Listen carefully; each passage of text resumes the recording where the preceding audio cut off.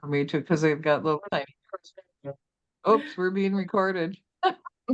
Thank you for coming. I'll mute myself here. Good morning, everybody. Happy Tuesday. It kind of feels like a spring day, but it's not yet. So we're gonna have to wait and see what happens with this weather. Um, I am gonna go ahead and just, tell you the same thing that I told you guys last week, and then we're gonna hand the floor over to Stuart Title because of the fact that they have so much good information to help us with today. I apologize. I have a cold again, so my voice is definitely not working the best today. So um, I just wanted to let you guys know if you have not RSVP'd yet to the February 10th date for our get together, please go ahead and go onto the Facebook link and RSVP. Otherwise, if you don't have Facebook, there's another link that you can RSVP over to us. So definitely do that. Let's see here. I'm just trying to look and see. I believe we have a good amount of people in here.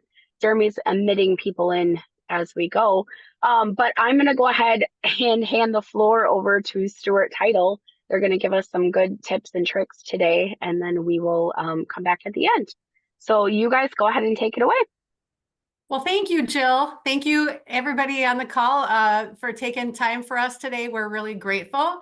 In addition to myself, Kathy Sheldrup, I'm in business development for 20 years in Title. I still love what I do, even with our industry being as goofy as it has over the years and with the low inventory and the rates and everything else. I love what I do because of the relationship. So that's one of the things that gets me going every day is the realtors and the loan officers that I've called on for over 20 years.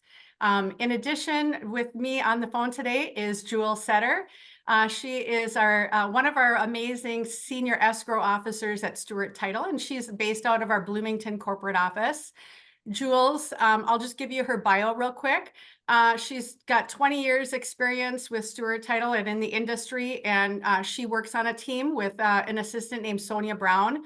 They're phenomenal together. I believe they've both worked together for about 20 years. She just makes everything wonderful. Yeah. What's that? Long time, yeah. 18 years, I think we've been working together. Yeah, that is amazing. And they make everything just wonderful at the closing table. And I'll let Jules kind of talk about that in about 15 minutes, because if I'm correct, I might have about 15 minutes at the beginning, and then Jules might have another 15 minutes. So we'll try not to take too much of your time with your meeting. But if that's the right time frame, that would be super. Oh, you can take all the time you need up until 10 o'clock. You guys are perfectly fine. Okay, well, what we'll plan on doing is 15 minutes for me, 15 for Jules, and then if there's any questions or answers, we could go that route too. Okay. So I'll read a testimonial about Jules. Jules, okay, so here's from one of her longtime loan officers, John. He's a mortgage banker, and he actually does reverse mortgages. And Jules says that's one of her specialties. She does reverse mortgage closing. She's amazing. Being a great escrow officer starts with expertise, professionalism, and the willingness to do the extra things needed to solve problems. Jules Setter possesses all of these traits plus a whole lot more. Jules, along with Sonia, have been my exclusive title escrow team in Minnesota for over 16 years. And Jules is always there to help if help is needed and resolve what needs to get resolved.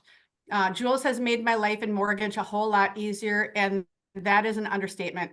He said, I am so thankful that she was the first person I met to do my first loan, and she'll be the one who does my last. So I think that's pretty cool. But one of the things I like to do for the escrow team, we've got like several different locations around the metro.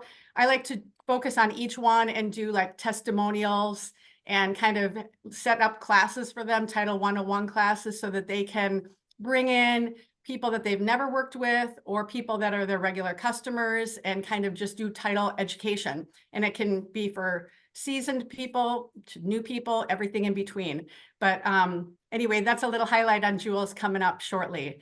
So if it's okay, I'll just do a little overview of Stuart Title.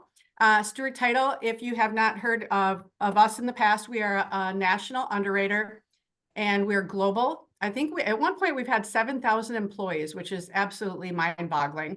But nationally, we have many locations nationwide. And in Minnesota, we've got Bloomington is our corporate office where Jules works out of. We've got Woodbury, we've got Arden Hills, Coon Rapids, downtown Minneapolis, and basically we can close anywhere you need us to, anywhere in the state. We've got e-closing technology, we've got remote online notary and all that great stuff that Jules will probably highlight a little bit about too. I just wanted to also mention that Stewart just celebrated their 130th anniversary as a company. So that was pretty amazing when you think about all the title companies out there and making it 130 years. That's pretty cool. And Fred Eppinger, our CEO, he was in New York at the New York Stock Exchange to ring the bell in October. So we're pretty proud of that. I think there's a lot of perks working with a national underwriter. I've worked in my 20 years, I've worked for private title companies, mom and pop shops. And I was at one place for about 14 years. Never thought I'd leave. And then the owner did something else. So then I kind of moved to the next place. And then the third time is the charm. So Stewart Title is amazing. I think it's really good to have an underwriter in your back pocket because you kind of don't have to worry about us closing. Because sometimes and I've worked at the title companies that, we're close to closing and it's really a scary thing.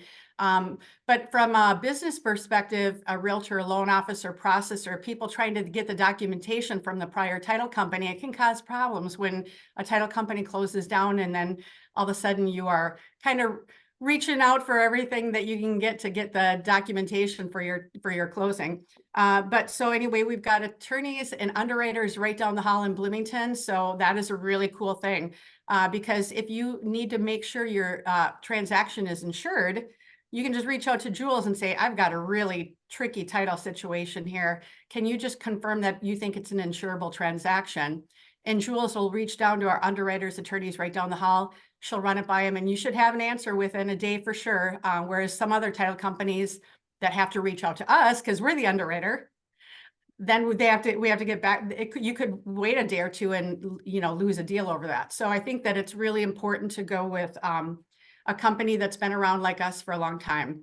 Another thing too is if you ever have out-of-state licenses and you need to maybe do a transaction in Florida, Arizona, wherever it is, you can reach out to me anytime and I will introduce you to a Stewart Title that is nearest your property location. If you've got somebody that is buying a second home in Florida and they happen to be in Florida and you want to close at the, whatever Florida location, I can get you connected with the one closest. And I do this all via email so that all of a sudden you have Jules tied in case they're here and they need to close here with their Florida Stewart Title. I can make those connections for you. So just know that if you ever need that, I can help you out with that. And then also, there's a couple partnerships that we're really proud of at Stewart Title. I actually lead with these.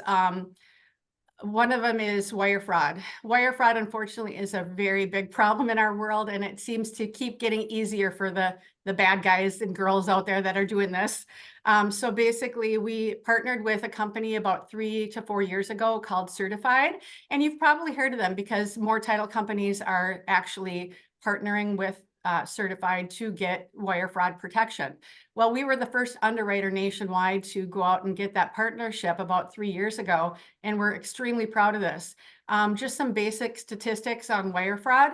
They say that 1 in 3 transactions, just in general, are wire fraud related. And in 2022, if I'm remembering this correctly, 2022, there was $3 billion in wire fraud. In general, just not the real estate, but just wire fraud in general. And it's projected to be 7 billion by 2025 because it's become that easy.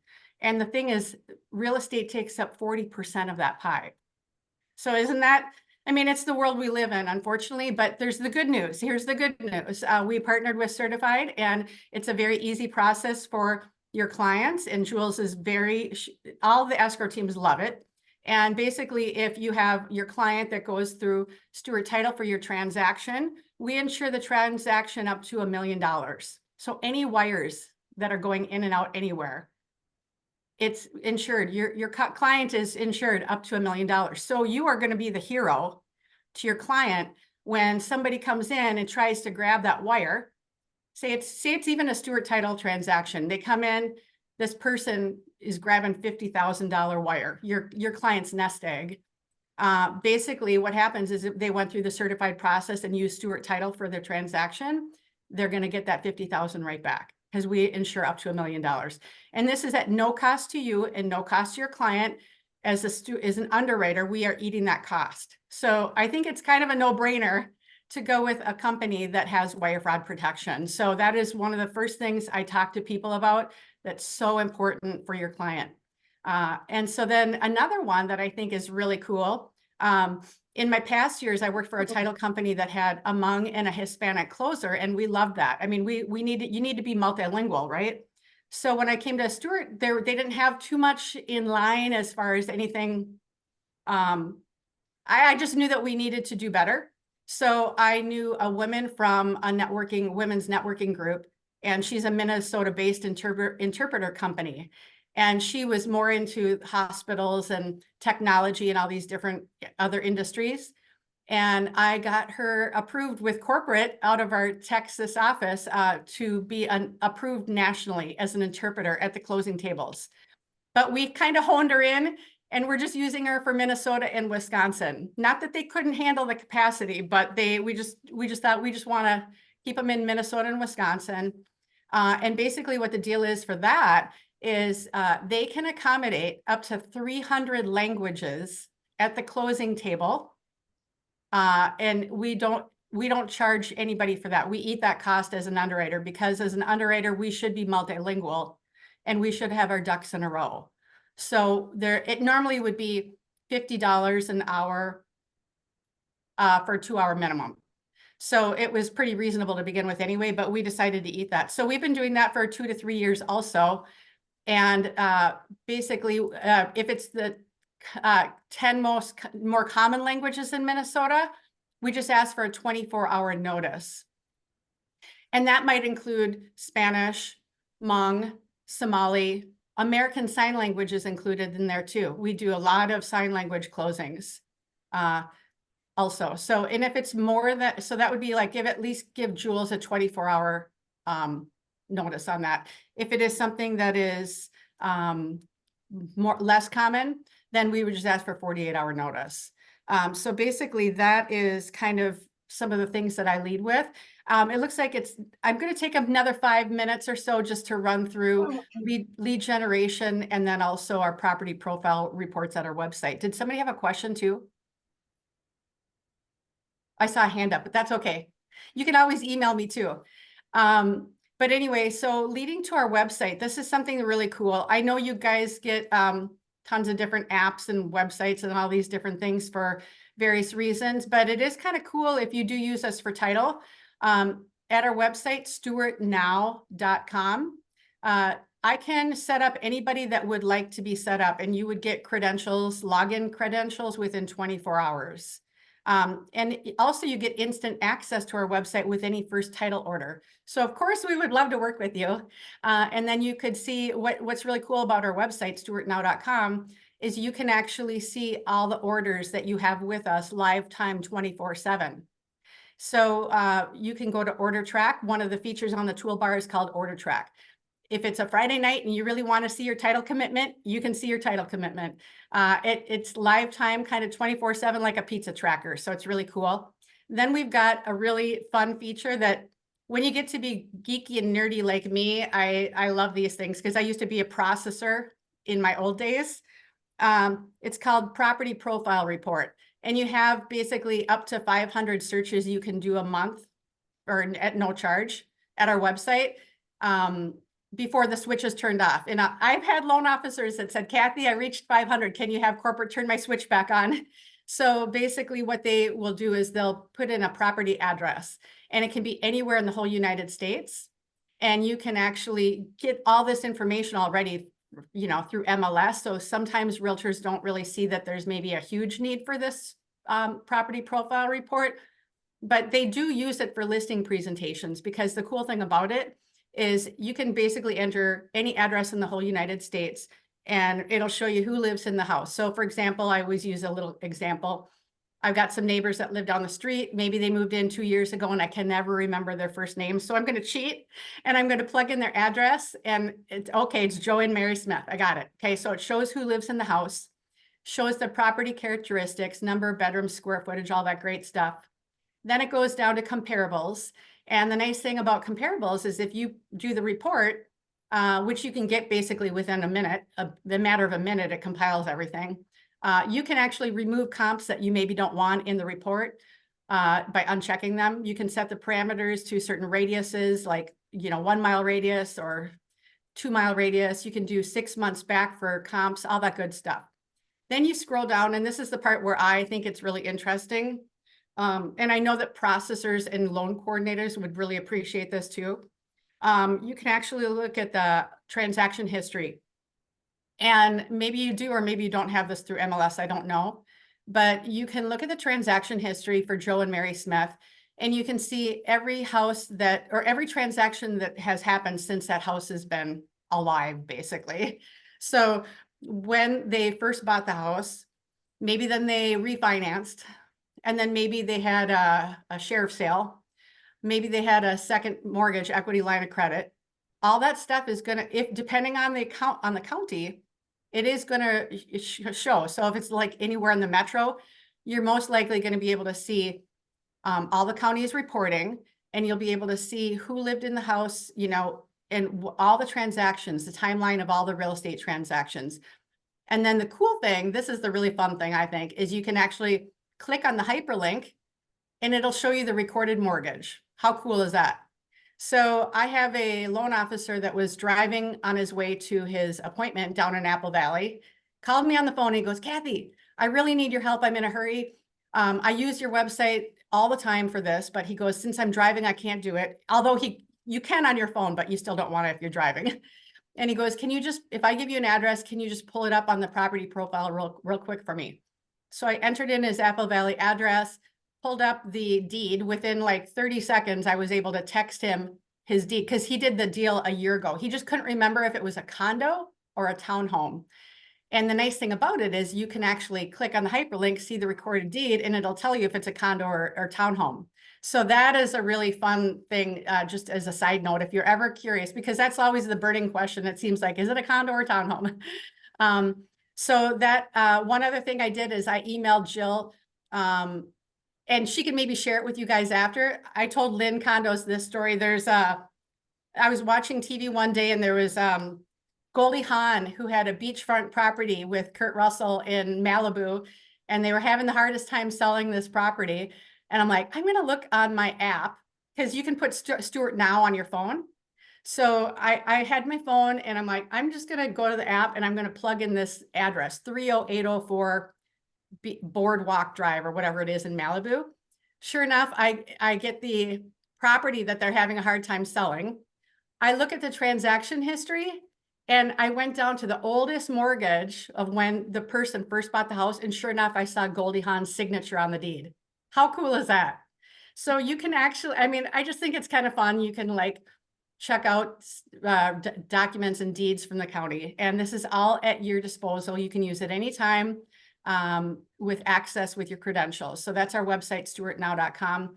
And then just to touch on the lead generation with Stewart, something that's really important to me in business development is helping other people with their business to try to find business, having added value services that help you.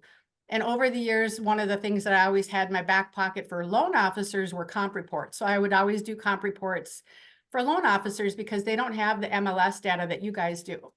So loan officers for years would always reach out to me and say, Kathy, can you run a comp report? Yep. Within minutes, I'd send them a comp report.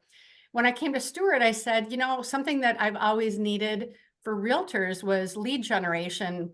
Do you guys do that? Well, right when I started 5 years ago at Stewart, they said, we just rolled out something called the Stewart Now Smart Farm. And basically, if any of you are familiar with a service called Remind, I've been told by many realtors it's very similar to that because so what our corporate office out of Texas did is they designed an app for realtors on the go so that you could simply go to your app, which is called Stewart Now. You could put the app on your phone. and say it's a Saturday and you wanted to walk a neighborhood. You could basically go to your app, and for $2.99 a farm, you can actually put in an address of a neighborhood. You can type in the address, or else you can draw a circle on your phone. And I have a tutorial too of it at my signature line on my email. So if you ever get an email from me, there's a little link for a tutorial for how to do a smart farm. But it's really easy once you do it the first time. But some realtors will put like 20 bucks on their phone, because it's kind of like a digital wallet. So when you draw a circle on your phone and you're like, I want to farm this neighborhood and I want to see what comes up in this neighborhood that I'm walking, say that you draw a circle, and it's usually we see the max of about 1,000 people in a farm on the app. So it's like for $2.99, you get up to about 1,000 people is what it looks like. So if you only get like 3 people in a farm, you're like, I don't want to spend $2.99 on a farm. You can hit reset and you will not get charged. It's when you hit save and then you name the farm a specific like property address, that's when it deducts the $2.99 from your wallet. And then you basically have a farm on your phone that lives there on your phone for up to 2 years. And the cool thing about it is it auto-populates with the county every 30 days. So say I've had realtors use it and say, Kathy, I'm going to do a farm this winter. And then I'm going to do it to, if there's 750 people in a farm, within the farm, there's a little tab called the hot list. That is what you want to remember, because the hot list are the people that you want to market to, because the algorithm that corporate used to design the app it's pretty cookie cutter, but the hot list are those more likely to buy or sell versus the whole entire farm of 750 people. So if there's a little smart farm that you saved on your phone, if there's 750 people in it down in Egan and 50 people are on the hot list, the 50 people is who you want to spend your marketing money on. Those are the people you want to go door knock, you want to go do mailers to, all that good stuff. Now, this app does not come with phone numbers or emails. It's basically designed for you to do mailers and then door knock. But I've had like some realtors that'll do like a mailer over the winter months, and then in the spring, they'll go door knock those people on the hot list. And the nice thing is a year later, if you decide to do a mailer in that same neighborhood a year later, and you're like, well, I'm going to get a lot of return mail because people have come and gone in a year. Well, the cool thing is the app is designed so that it updates with the counties every 30 days. So it'll know when you click on your farm, you go in and find your farm that you saved, it'll auto-populate with the counties, and it'll have all the neighbors that are actually there. And it might be 30 days out. Sometimes, it might be that things are a little bit behind. So, but it's mostly current, and it's pretty cool. The algorithm, I'll tell you what it is. It was very cookie cutter, which will lead me into our other lead generation that we have. The algorithm that corporate used so that this would be a platform that everybody could use in the United States is very cookie cutter. It's homeowners who have lived in their home 2 to 7 years, owner occupied, and have at least 50,000 in equity. So like I said, it is very cookie cutter. But if you have 750 people in a farm, you don't want to spend all your marketing money to all 750. You want to go to the people that have that criteria, so that at least maybe they can do what you need them to do, especially with the 50,000 minimum equity. So then my sales manager and myself and one other on our team at the time, we were like, we really need to do more and do better for realtors out there. So what can we do? What kind of services can we at Stewart Title do RESPA compliantly with the state of Minnesota that we're not going to have any problems with, because as an underwriter, we have to keep all of our ducks in a row and we cannot do anything that's not RESPA compliant. So we had passed something through our legal department, and we went out and found 2 other resources for realtors that we can assist you guys with for lead generation. And some of you maybe have, I'm not sure what NRG has for lead generation available to you, but if you don't have tools and resources, you can always reach out to myself. I would be the one that could help create a list for you. And just to put it in a nutshell for you, since we are doing these, going out and getting these licenses with these monthly payments that we have, we have to RESPA compliantly charge you something. We can't give you any leads for free. That would be a very big problem in our world. We'd get fined many thousands of dollars. So title companies don't want to give away leads for free. They can't. But that's just the way Minnesota is. But we said to our legal department, we don't want to make money on this. It's a door opener. It's a door opener for us to be able to do these for realtors that maybe never would have looked at us otherwise. You know, and we don't expect you to give us business because we're doing leads for you. We just are more like the giver's gain thing. Maybe if we're doing something nice, it'll come back to us. But the charge that we charge for reports, we can do any custom list for you. We can't give you the credentials so that you can run them on your own. We actually have to do them for you. Whereas the smart farm, you can do those all day long, independent of us. You can do smart farms all day long and you don't need me for anything unless you need help trying to figure it out. But excuse me. But when it comes to these other two resources that we have internally, you would have to email me or call me or do a Zoom and say, this is my sphere. This is who I want to market to. And can you help me find these people? So basically, we would have like, instead of marketing to 10 million people, right? You give me the puzzle pieces of the perfect person that you want to market to. And then I enter it in the system and I just relay the results. So like, if you're like, I'll give you an example that makes it kind of clear. I have a loan officer that does reverse mortgages. And as you know, you're eligible at age 62 or older. She wanted to get all the 61-year-olds in Minnesota because she wants to get to them before they make their decision as a lender. So she said, Kathy, I can enter up to 25 zip codes, right? So I put in 25 zip codes to get the biggest results that I could for her for age 61 and older. And we came back with like 10 to 12,000, right? So she didn't want all those because we have to charge up to 1,000. We charge $25 per report. So that we charge a $25 fee for anything up to 1,000 leads. And then we charge a $2.99 processing fee on top of it. So for $27.99, you can get a custom lead list that'll be an Excel spreadsheet version, first name, last name, street address, all the different things. And it'll, and this service that we're going through can scrub against the do not call list for phone numbers. And it also brings up emails. Okay, so the thing about this service though is if she had 10 or 12,000 people, we knew that on average, we only see about 12% come back with phone numbers scrubbed against the do not call that are okay to call. So that's a small portion, right? So we were able to, she goes, make it a really big report so I can just buy 1,000 leads, all with phone numbers. That was her big deal. And then the cool thing about it is I could add an age column to her report so that she could see the ages of every single person that it's opt-in data, you know, so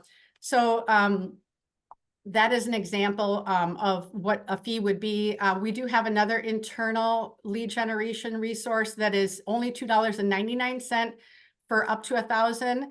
And we have to do that one also. It's more common with loan officers because we can search after loan types like FHA, VA. We can look for interest rate ranges. There's like hundreds of fields that we can search for. But the one that's more popular because it comes with phone numbers, it is a little creepy, some of the details that we can plug in. So you have to tell us if it is okay as a realtor to, you know, you have to know what criteria you want us to put in. We'll leave it up to you because we can put in credit score ranges. We can put in income ranges. So say a loan officer wants to do a marketing campaign with you and they want to, you know, do some kind of mailer and they wanted to get all the people that have zip codes. They want to go after renters because, by the way, we can go after renters. So there's an agent out in Roseville that said, Kathy, I really want to do a lead generation report with Roseville zip codes and I want all renters. And I want them to have a minimum credit score of 650 or higher. And I want them to have a minimum income of 75,000 and higher. And so I came up with a list and, I always tell people you have only about 12% come with phone numbers scrubbed against the do not call list, and only about 40% that come with email, but sometimes that's better than nothing. And there's, over the years that we've been doing this, about 3-4 years now, we always check in with our legal department every year and say, is this still good? They're like, yep, you're doing everything right. We're documenting every list we ever do for anybody, so we're all good. But I've had realtors reach back and say, you know what, Kathy, this is way better than Zillow. This is way better than some of the other things out there. And I'll give you one example and then I'll hand it over to Jules. But I had one realtor, I think he was from Remax, and he said, I've been a realtor for 5 years. And he said, I got 1,000 leads from you. And he said, I called the first 100. And he goes, 12 people actually answered their phone. And he goes, right off the bat, that is really good. And he said, and out of those 12 people, I got 2 to 3 people that actually might be potential people down the road. And so he said, I got my $25 worth right there. He said, you can't just reach out one time. We all kind of know that it takes several touches to get to somebody, so I could give you this list in your invoice and have send you on your way with these 2 attachments in your email, the Excel spreadsheet and the invoice. But then it's up to you to do your magic. But at least what our goal is we're eliminating the people that are not in your sphere. We're trying to zoom in on the people that's your target and your puzzle pieces that make the perfect puzzle for you to market to. So I get really excited about working for a company that gives us resources to help you find business. So that's kind of me in a nutshell and what I'm happy to help you with anytime. And now I guess we'll lead over to Jules, and she can work her magic and share all the good stuff she does at Stewart. Awesome. Thanks, Kathy. Thank you. So my Zoom game is not strong because as title people, we didn't do a lot of Zooming. We were person to person. So Kathy, if you can keep an eye out if people have questions, because I'm not entirely sure what's going on with this whole thing, but anyway, as Kathy said, I've been doing this. It's over 20 years now that I've been in the business doing this. And it's been quite the ride, but talk about some stuff for you guys that maybe maybe you don't, because I'm sure that there's like a variety of how long you've been in the business here with us today. But first, I wanted to say about the farming tools that Kathy was just talking about. What you guys should really do is come in and have them show you in person this the one that you can just buy for like the $28 or whatever, the compliance stuff, because of course compliance wise that's not only for our stuff, it's for yours, because you don't want to get on the wrong side of the Department of Commerce here in the state. So everything's compliant, everything's above board for any of that stuff for you.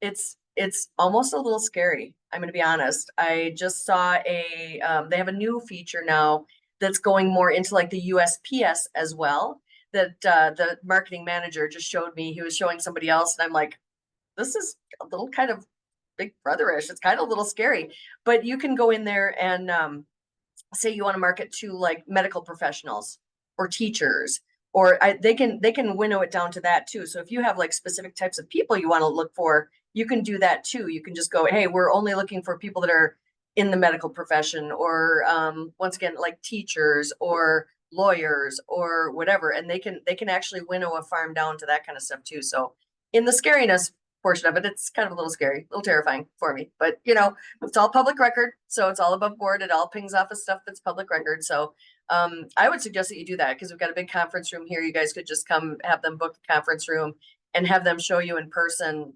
You can bring your little ideas of who you'd like to kind of look at in the areas, because you can go, I only want like teachers in this specific like zip code, that kind of thing. So anyway, I digress, going off the rails on that, but you should really see it because it's pretty amazing. So let's talk about title. Once again, I know that there's a variety of age ranges of being in the business here, so some of it might be a little too pedestrian for some of you, and some of you might not really know about what do we do as title people. What we do is we basically gather all of the information about a property. We get that put together. We gather it from a bunch of different sources, because we are the people that are bringing in all of the information to get that thing to the finish line and get the title transferred. So some things that Stewart does that other title companies maybe don't necessarily do. Trust docs. If you have a seller in your case, or a buyer, even a buyer who's buying in a trust or selling and the property's in a trust, Stewart will actually, if they give us their trust information, Stewart will draft trust docs. There aren't a lot of title companies that will do that, because we do have the attorneys here on staff if we need to ask questions about that. Stewart will do that. A lot of title companies will make your people go to actually an attorney to get those documents drafted for them. So not only do we do that, but the great thing about working for Stewart as well, I guess a little background on me. Coming into this, our company was acquired by Stewart, a company that I worked for. And it was great that Stewart was the one that acquired us, because they do have all these resources that a lot of other title companies don't. One of them is the attorneys here. So like drafting trust docs, we can draft a power of attorney for your clients if you need that as well. We can and will do that. Something to note about powers of attorney is that you want to be really careful.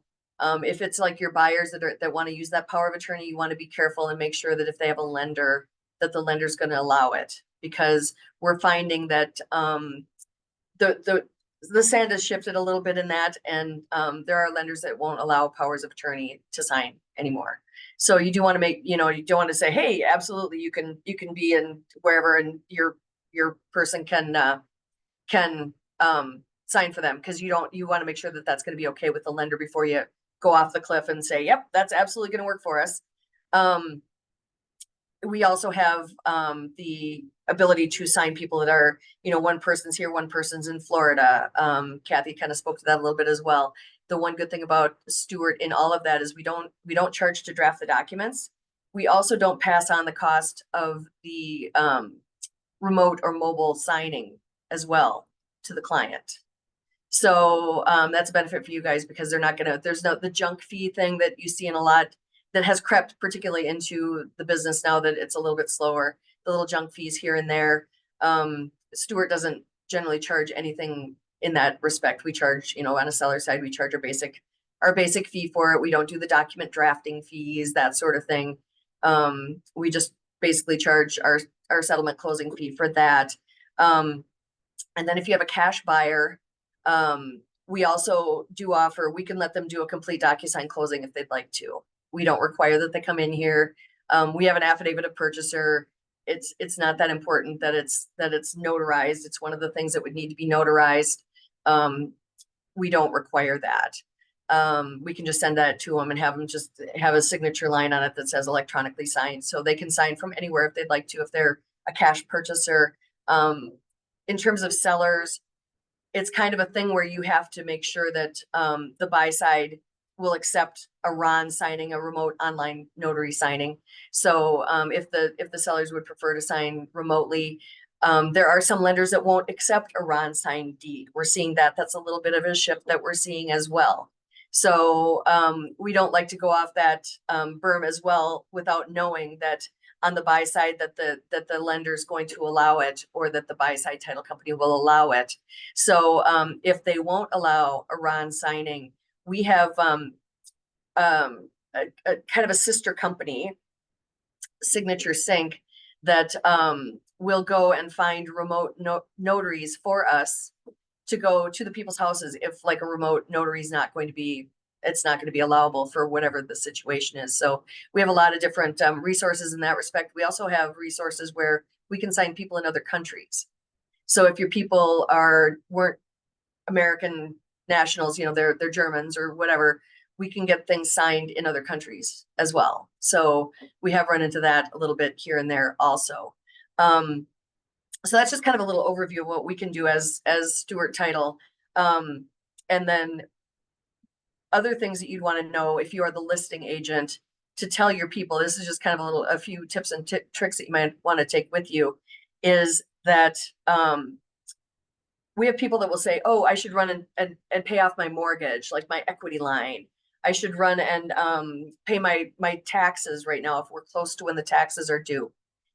once that purchase agreement is signed, if you are the listing agent, tell your people, don't pay anything off unless or until you talk to the title company and me, and we can all agree that that's what should happen.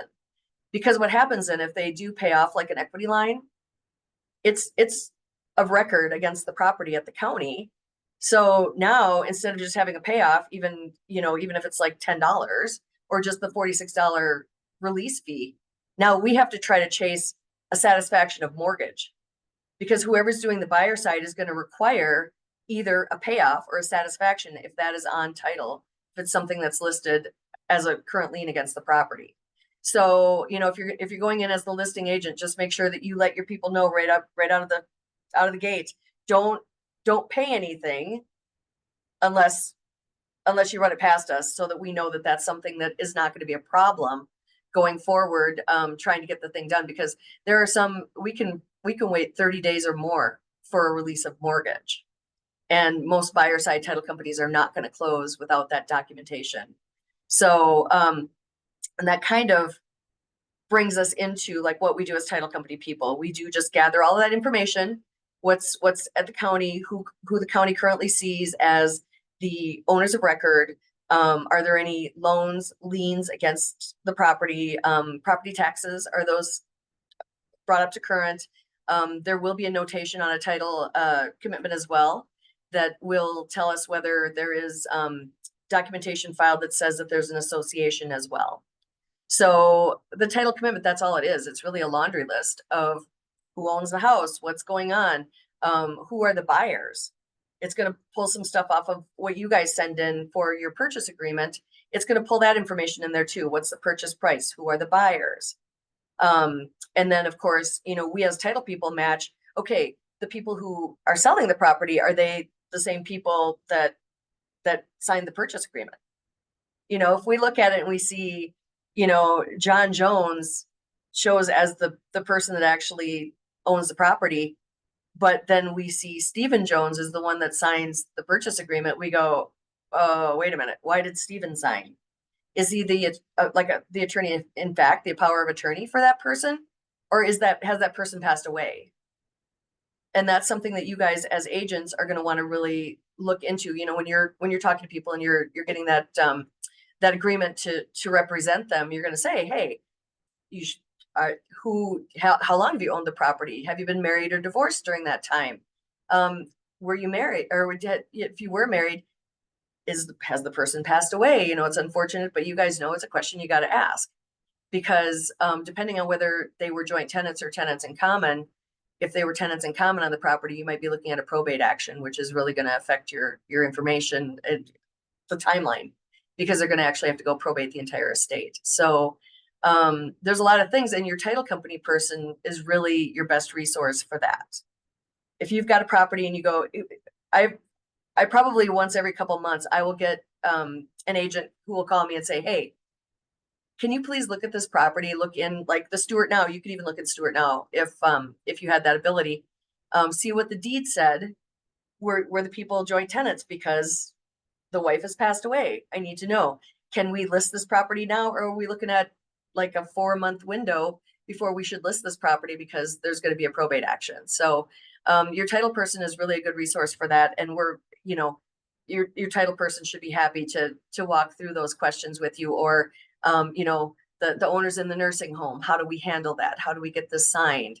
That sort of thing. We're a good resource for that, because we're going to look at what the county says. We're going to take all that information, and the title commitment, all that's doing is pulling all of that information together.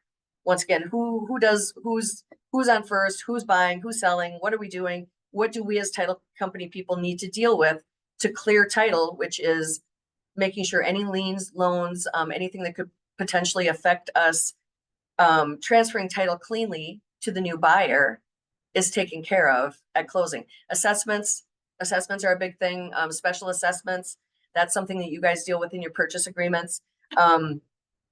That is something that, generally speaking, it's marked that the seller will pay those special assessments. We as title company people need to make sure that we get that information and make sure that we get those payoffs and get those paid off at closing, so that there's nothing that follows with the house to the new buyer. So if that kind of makes sense, and basically we're the information clearinghouse for everybody. We talk to the loan officers, we get stuff from the county off the websites or through, you know, the title search and exam. We we check against the property taxes. We check to make sure with the HOA that the HOA there's no loans, liens, what the dues current letter. That's another thing that's kind of confusing for sellers. Why do I need a dues current letter and we need the resale documents? And the quick answer to that is because the resale disclosure, generally speaking, those things have to be given to the new buyer. You know, they've got to have a certain amount of days to be able to see, oh, this is what the terms are for that HOA, like what they can and can't do. They have to be able to look at that and say, I'll accept that. That's okay. I'm okay with that. I do want to buy this house. It's not a problem for me that the HOA says I can't hang a flag outside or whatever, or this is how much the dues are or whatever the deal is. The dues current letter is a different thing. And the dues current letter is the document that actually tells us as title company people, are the dues paid up to current? And the reason that, you know, you might get that in your resale disclosure as well, that information, but generally speaking, when you get your resale disclosure, it's like 30 days ago. So all of that information needs to be up to current. So we are positive that those things have been paid, that that there aren't any new assessments that have been put against the property through the HOA, that kind of thing. So, you know, any assessments, if you know that there is something coming down the road, and I see that there's a quick question about an owners and encumbrance report. Yes. Yep, we will do owners and encumbrance reports. Absolutely. Our pricing on that is usually $150 if it's in one of the 7 county or really like 8 county if you're going to include Wright County as well. That's generally the fee for that is $150. It's $175 if it's in the outstate metro. There are, and depending on what your situation is, that might be the way that you want to go to get the information that you need on that. And that's something that you can always reach out to us as well, and we'll let you know how long that's going to take and what you need to do for that. And Jules, the cool thing about that is if they do a transaction, then that's already taken care of in the fees. Yep. So, and that's where that actually comes into play. That just then gets absorbed into the title search and exam. So I did see that there was an update of there has been ones done for free in the past. And yeah, most title companies used to, but then now you're starting to get a little bit on the line of, is that a legal thing to do vis-a-vis, you know, our state? And, you know, can you do that? Or is that seen as giving away things for free that should be charged for? You know, there's a lot of title companies, you can get snake bit by that. So a lot of title companies are getting a little bit like, not really sure if we want to do that for free anymore, because that could be seen as a violation of you know, the not giving away things that are more than whatever it is, $25 or the benchmark, that kind of thing. Yeah, I worked at a title company where they charged, I think, $50 for ONEs. But so people, you know, thought that was a great price, right? Well, you can start getting in trouble, I think, with that, exactly to your point. Yeah. And so I think, you know, it does seem like a little maybe on the higher side, but in reality, it's the safe way to go. And when you look at our fees in general, overall, we are priced amazing compared to the spectrum of the lowest to the highest of title companies out there. We go to the middle point, we're below the middle point. So we're really great on pricing. And Jules can always answer your questions on pricing too. Yeah. And so, yes. So to your point, yeah. Most of the time, if it's something that's being done ahead of time and they're actually going to close with us, they don't do the upfront charge on it at all. It's just something that gets rolled into the closing fee. So yeah, that Brenda asked a question about that, and that would generally, it's for the you know, the standalones where I had recently somebody that there's a property up in the Duluth area and they just wanted a standalone O&E on it for, I don't know, whatever. I don't know whatever reason it was. And, you know, if it's a standalone and it's just, hey, here's a property, I'd like an O&E on it, then of course, that's a different situation than if we're going to represent them in a transaction, then of course that gets absorbed into the transaction instead of being, just a standalone cost. Also another thing, that's a tip, because, the biggest thing for you guys is you don't want to go back and have to be doing, yes, we can do preliminary numbers for sure. We can do. There's a question they're interested in, preliminary closing disclosure. We can do preliminary numbers, unless we have a file open. It's kind of hard to do a closing disclosure because it's part of the computer stuff. So we have to have a file open to make everything pull in there. Generally speaking, if people want just like, I can always run just a basic fee estimate for you that won't be in a closing disclosure format, but it will actually give you like the fees. And our company does allow us to price match too with other title companies. So if you're like, I'd really prefer to close with Stewart, the other title company is a small title company, I'm not really sure. They do allow that as well for us to do that. So the other thing that, Jewel, I'm sorry, one more thing. Can I add to the pricing? We offer $100 off for Homes for Heroes. So Yep. if that's near and dear to your heart, just know that you can always reach out to Jules. If you have somebody that is on the Homes for Heroes, we take.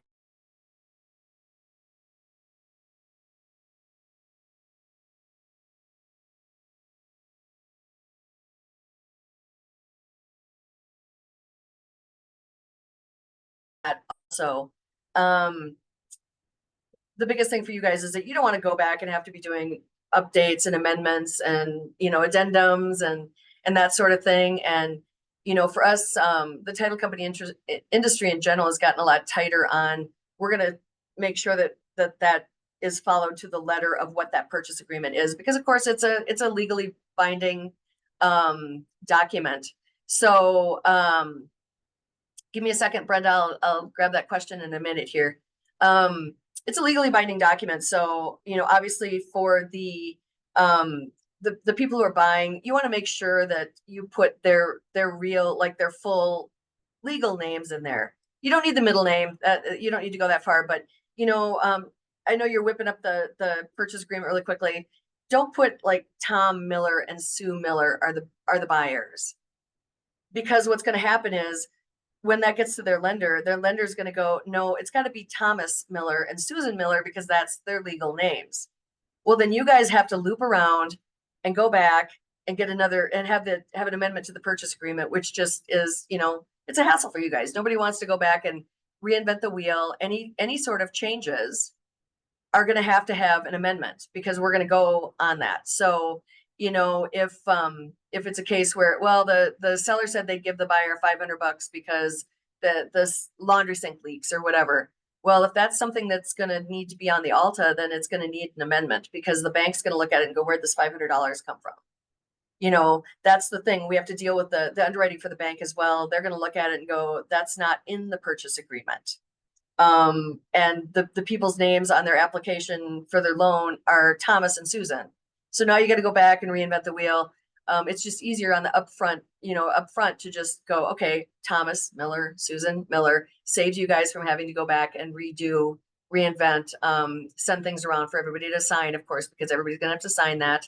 And then in terms of sending in orders, as title company people across the board, a lot of you have the clear to close sheet that shows all of the information.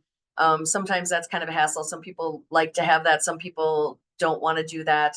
I personally, and most title company people, if you just send me in an email with the purchase agreement, here's the buyer, here's their contact information, because we're going to need like an email and a phone number for them. Here's who's representing the seller. Here's the people. Here's my broker admin fee. That's a big thing because we want to get everything on the Alta. And that comes back to the whole, we're the people that bring all of the information together. So we're the people that get that thing to the finish line at the table. So if you think about it as in like we're baking a cake, or, the seller's going to sell a cake to the buyer. You guys are going to be the people that decide what the price is, what the buyer's willing to pay. they're going to have me as the title company person bake the cake. So I need the information, right? I need to know what's going on, you know, and the seller's closer does as well. So if we don't get amendments that say, oh, by the way, now there's you know, seller pays, or we've reduced the purchase price, or the seller said, no, we need more money for the house. We're, you know, we counter offered and we want $5,000 more for the house. We're not going to have the right materials to bake the cake, because we're the people that are baking the cake. We're bringing all of the stuff together, and that cake is what's going to get presented to the buyers at the table. So if you think about it, you know, if we don't get those amendments, we think it's a vanilla cake, and all of a sudden it's changed to a chocolate cake, and we don't know that it's supposed to be a chocolate cake, and the seller's closer doesn't know it's supposed to be a chocolate cake. That's a problem, right? It's not a good result, because what you want is you want repeat business. And that's the biggest thing. You want the closing to go smoothly so that you get referrals. You don't want aftercare. None of us want aftercare in this business. Got to go back. Why didn't that happen? There was supposed to be a home warranty. Why didn't the home warranty get on there? Where was the broker admin fee? That wasn't on there. This didn't happen. Nobody wants the aftercare. I mean, that's the reality, right? So I would say that the most important person that you need to get any of those amendments or addendums to are your title people. If you're representing the seller, of course, you know, you probably have a different title person than the buyer, because we are the people, me and the other title person, we're the people that are putting together the ingredients and getting that cake put together so that it can get to the table in like a good manner. So I know that there's a temptation to just like throw it to the lender. Sometimes it doesn't get to us, and that's a problem. So, you know, if the bottom line is, I don't know if you guys will be able to see this, but this is what you want to get to the table. Now, if we don't have all of our information and we don't get the amendments and addendums, this could be what shows up at the table. So think about that when you're doing amendments, addendums, changing anything. Anybody wants to change a date, change a purchase price, add seller pays, change seller pays, do stuff. Think about the cake and think about, my title person needs that information, or literally this is going to be your cake that's at the table. This is going to get you referrals. This is going to get you bad Yelp reviews, right? So we all got to be together. We all got to be, and the bottom line is that we don't know, as title people, we're not that involved in the situation to know what's going on between the parties, because we're over here just trying to gather all the stuff together. So anyway, question. What was the question that we had there? Regarding estates, I believe. What documents do you need? Okay, estates. Yes. Probably the best and easiest thing to do if there's an estate is to maybe hook us up with the estate, the attorney that's handling the estate. If not, we do need to see whatever documents were given to the actual person who's going to be the personal representative, because in any of these cases, you know, it's one to buy, two to sell or refi. We all know that. So if the property was purchased by a single person and now they're married, their spouse still needs to sign. If they had a prenup, their spouse still needs to sign. If they got the thing in a divorce and now they have a new spouse, their spouse still needs to sign. Yeah, death certificate, generally speaking, if there's been a death, we're always going to need an original death certificate. Hopefully your people are joint tenants and there doesn't need to be a probate. That original death certificate does have to go into the county, because on the county level, and that's why even if there's a prenup, even if there's all this stuff, the county doesn't care. The county sees you were married. Now one person is signing. Where's the document that gets recorded that tells us why that is? The county sees, you know, that they say, I'm going to need a divorce decree, or I'm going to need a death certificate and an affidavit of survivorship, or a probate if the person was single and they're now, because somebody has to be able to legally sign for the house. And if that person is no longer there, there's got to be a legal document of some sort, whether it's an order from the judge, death certificate.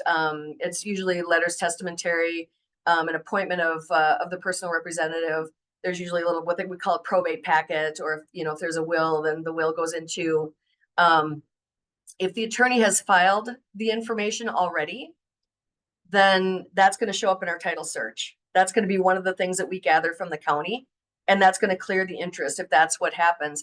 Sometimes attorneys aren't really, they don't really know like what the county will accept. So sometimes they think, oh, I can just file this death certificate. And then it's like, well, yeah, but the county now says we need an affidavit of survivorship, or we need something that's going to actually be a legal document that can say why you can sign for a trust as well. A trust, obviously, if the trust owns the house, if the house is held in trust, the trust can't sign for the trust. A person has to sign. There are documents. That's the trust documents I said that Stuart would draft. There has to be some sort of paper that we can file with the county so that the county recorder can look at that and say, oh, okay, that person does have a legal right to sign for a trust, legal right to sign for an estate, something like that. So if you get any of those different things that aren't just a plain, here, my people are signing, you probably want to reach out to your title person right away and say, hey, this is the situation. I'm listing this house. They tell me the house is in trust. What are they going to need to get to us? I'm listing the house. They're telling me there's been a death. What do I need? Your title person can reach out and back to you and say, okay, this is what I'm seeing. This is what I think you're going to need. Obviously, it's never until we get the title commitment done, we never know for sure. But you can always reach out to me. I'm always here. Even I have people that will call and go, well, it's not your deal, but my title person is not getting back to me about what I need, or I don't know what I need in this situation. I'm always happy to just take a phone call or take an email and say, hey, here's what I see in your situation, and this is what I believe you should do. So yeah, you can just reach out to me. My contact information should be somewhere here in the Should we just say it real quick? It's Yeah. 10 o'clock too, so we're cutting to the end of your meeting. It's JULAINE, Julaine.Setter, SETTER @Stuart.com. Yep, it's just Stuart.com. It's not Stuart title, it's Stuart.com. You can always call the office here as well. That phone number, you can just call the main phone number. It's 952-888-6353. It's right on the web. You can go and find that and just ask to talk to me. My name's really Julaine. That's why it's Julaine.Setter, but I do go by Jules. So you can call me either one. I'll answer to it. And I'm always willing to answer questions.